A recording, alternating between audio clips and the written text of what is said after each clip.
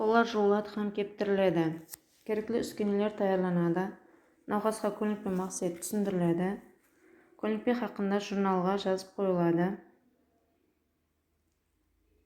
Кушеткаға ақлық төселіп, науқас үстіндегі киімдері шешіледі.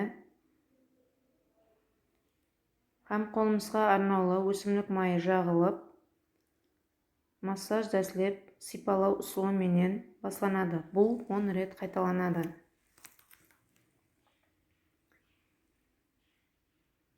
Сипалау ұсылы екі тәрепкеде ісленеді.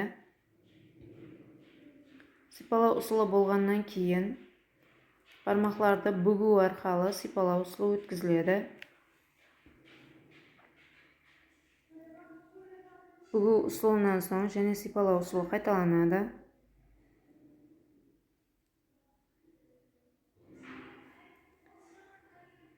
Алақан қыры менен омыртқа бағанасы бойлап сипалау ұсылы қайталанады.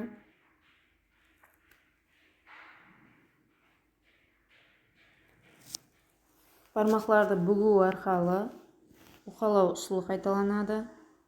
7-8 рет. Һәм арқаға алақан қыры менен сипалау ұсылы қайталанады. 10 ретке дейін қайталанады. Һәм алақан қыры менен қолдар бүгілген халда жеңіл уқалау қайталанады. Бармақлар менен тербету ұсылы қайталанады. 7-8 рет. Һәм ең соңында сипалау ұсылы менен массаж жұмақланады. Науқас өз халатына келтіріледі. Киімдері кигізіліп, науқасқа жылы сақлану керектігі хақында айтылады.